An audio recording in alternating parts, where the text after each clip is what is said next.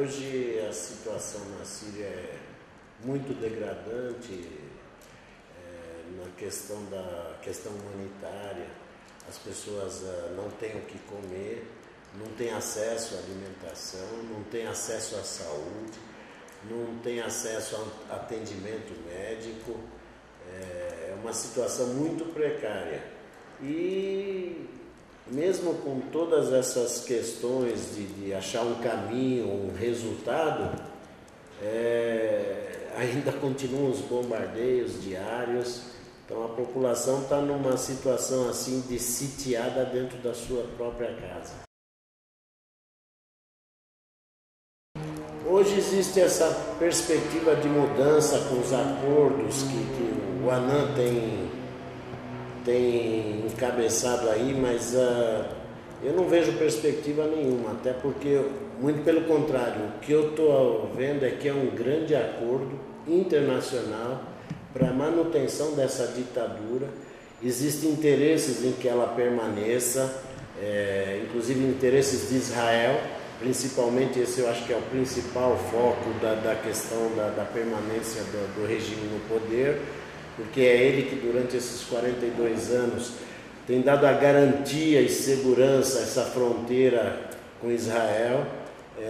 Existe um acordo no sentido de desgaste de Bashar, mas não da queda do regime.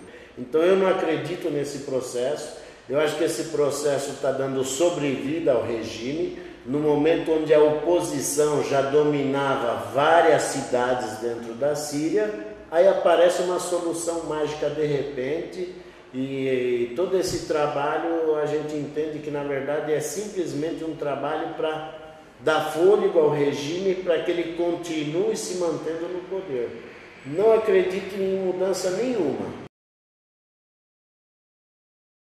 Os interesses colocados nessa geopolítica eu coloco como foco principal Israel. E aí, através desse foco principal, os americanos, embora queiram a queda do Bashar, pessoal do Bashar, mas não do regime. E nós, na verdade, não queremos a queda do Bashar, nós queremos a queda do regime.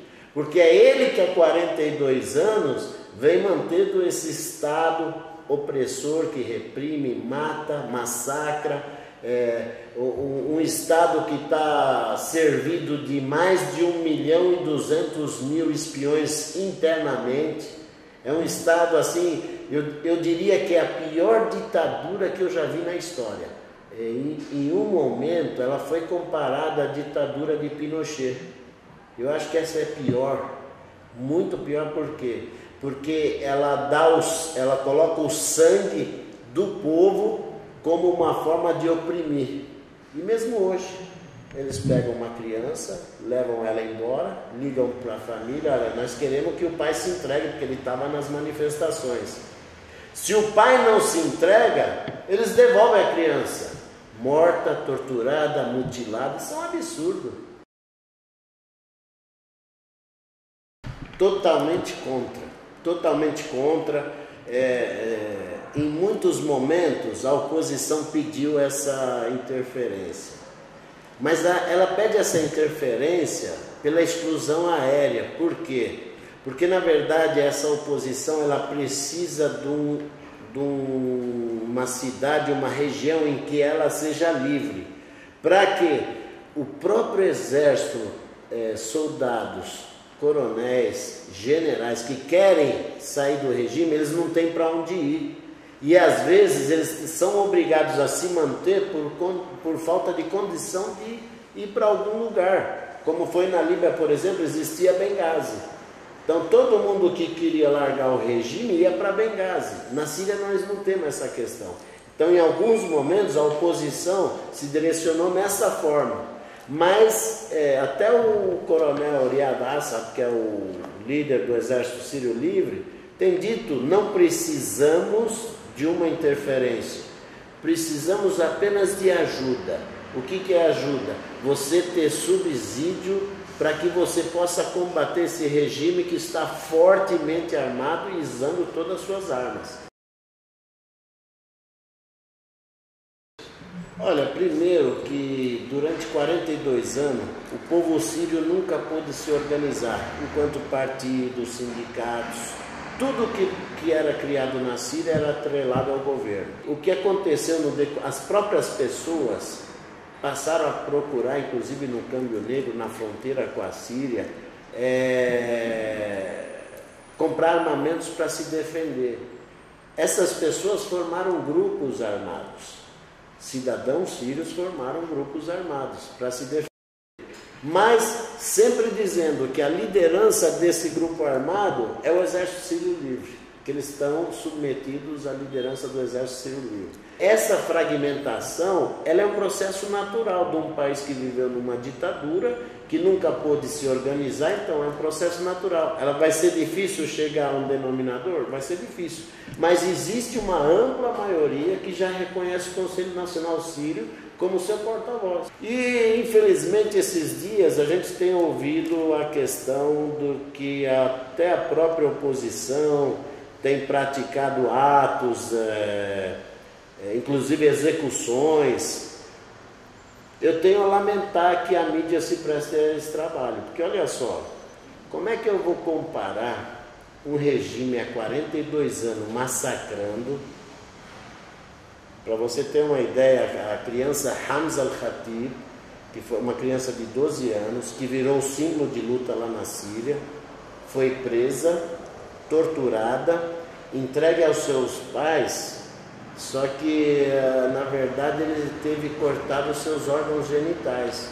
Isso é um recado do regime para a família e para o povo. Olha, quem vir contra o regime vai acontecer isso aí.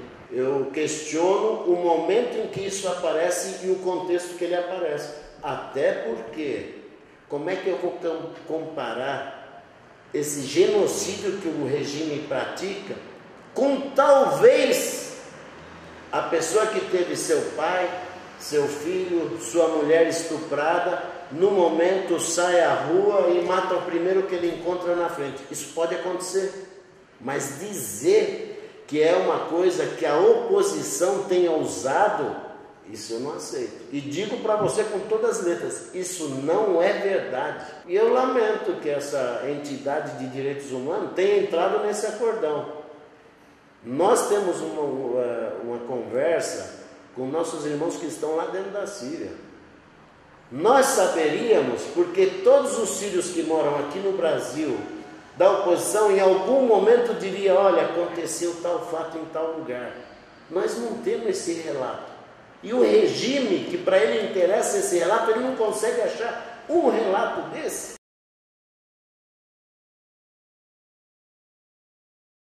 É impossível acontecer uma guerra civil. Por quê? Porque existe na Síria o regime e a oposição a esse regime. Essa oposição, ela não está combatendo as pessoas, ela está combatendo o regime. Esse regime, ele é sustentado por quem? Por uma elite burguesa dominante que tem os alauítas, que tem os cristãos e uma parcela dos sunitas também. Essa burguesia é que dá sustentação para esse regime. Se em algum momento acontecer esse confronto, é porque aqui está defendendo o regime e aqui está defendendo a oposição. Até porque a história secular da Síria, ela não tem em seu conteúdo, em nenhum momento da sua história, uma guerra civil.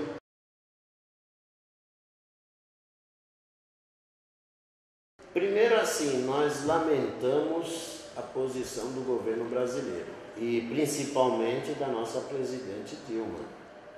Eu lembro que ela colocou como uma diretriz, como um norte na sua política externa, a questão dos direitos humanos. Só que assim, são dois pesos e duas medidas para essa questão dos direitos humanos.